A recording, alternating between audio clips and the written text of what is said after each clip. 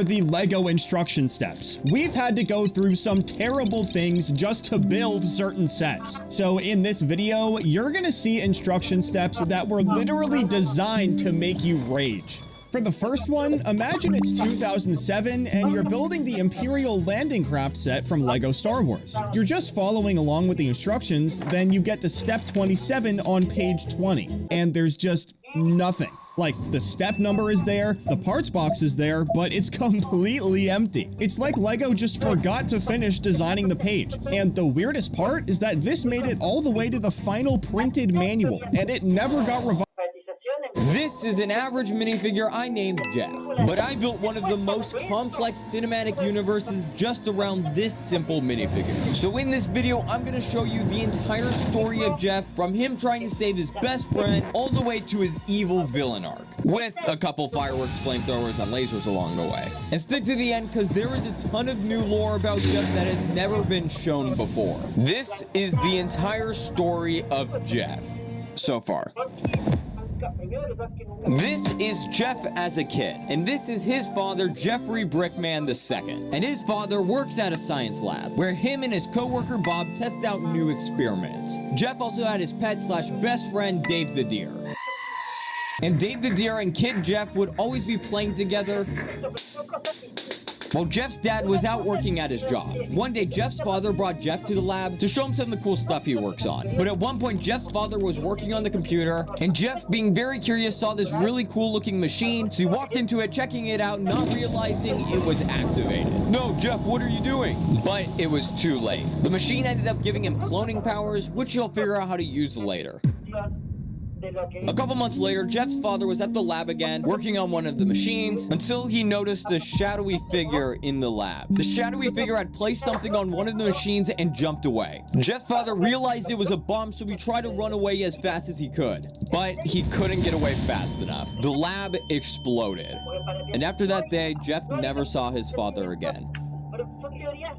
Many years passed, and Jeff still grew up with Dave the Deer, still being best friends. And also in that time frame, Jeff started figuring out how to use his cloning ability. One day, Jeff and Dave were going on a walk, but Dave wasn't paying attention and saw a car coming straight at him. The car accidentally hit Dave, launching Dave all the way to the moon. So Jeff knew he had to save him. So his plan was simple: to use all of his money to buy and maybe steal a bunch of vehicles to save Dave the Deer. This is the $10 billion SpaceX Starship built in LEGO. It's almost as tall as me. And this is a $500 million super yacht built in LEGO. It literally has a roller coaster on the side of it. I'm gonna be building some of the most expensive vehicles on Earth in LEGO, but we're gonna start with a $1 car. And while I'm building this $1 car, I want to introduce you to Jeffrey Brickman III. Or you can just call him Jeff for short. Now, Jeff is a very, very rich minifigure because he wanted Mr. Beast's last to keep hand on Tesla wins all of Elon Musk's money challenge. Hey, wait, I didn't sign up for this. Now, his pet deer named Dave somehow got stuck on the moon. Don't ask me how. And he really wants to save him and bring him back home. The only problem is he can only spend a certain amount of money each day. So for day one, he could only spend $1. That's why he bought this $1 junkyard car. I used transparent pieces to make a broken glass windshield. It only has one wheel. Hey, but at least the steering wheel spins, right? Jeff popped into the car and drove to his house. Very, very slowly. And while Jeff is on his way, I'm gonna build his house.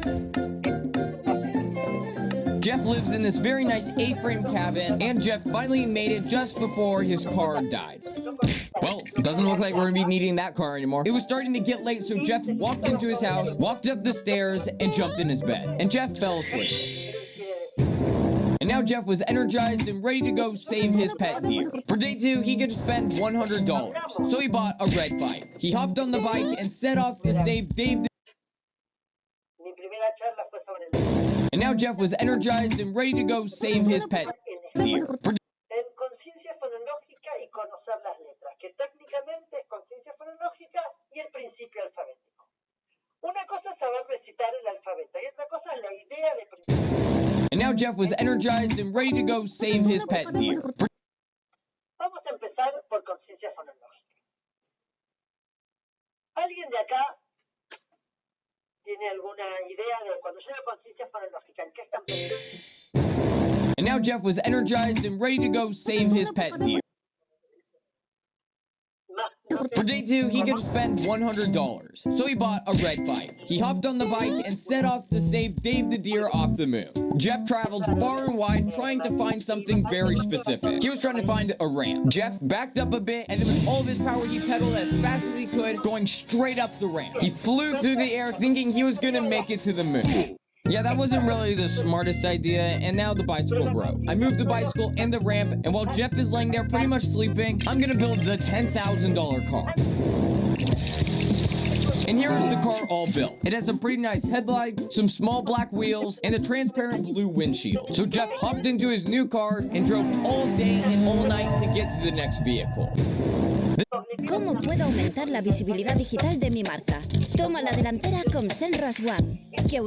The next vehicle came down in a mystery box, and it is a $100,000 custom Lego Tesla. I think it looks a lot better than Jeff's small $10,000 car. You can take off the windshield, revealing the inside, and it has space to fit 2 minifigures in it. Jeff really liked the new Tesla, so he decided to blow up his old car with TNT. Just like you should blow up the subscribe button. Jeff hopped into the $100,000 Tesla, and he drove off with it. Hey, wait, where are you taking my Tesla? No, first all my money is gone, and now my Tesla's been stolen. I need to call the AI cops. Yeah, someone stole my Tesla. Now Jeff had a real problem. A completely autopilot police car was now chasing after Jeff. So Jeff had to get away from the police car somehow. He tried to quickly make a U-turn, but the police car followed him. Jeff just kept driving, trying to get away from the police car, but the police car would not stop chasing him. That's when Jeff had an idea.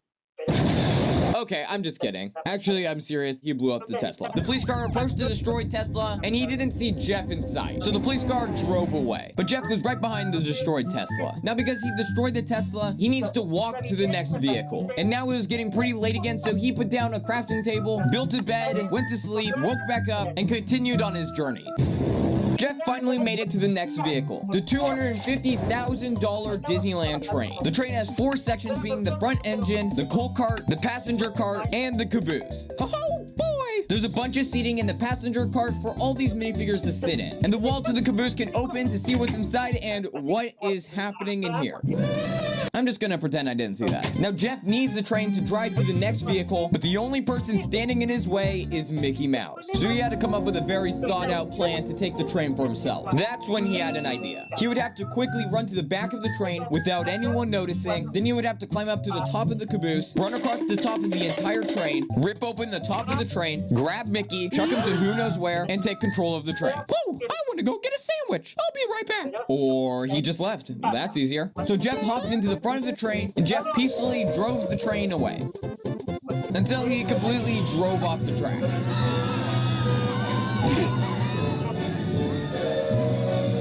I think Jeff went a little crazy. We got a runaway train. He drove the train until he crashed right into the next vehicle.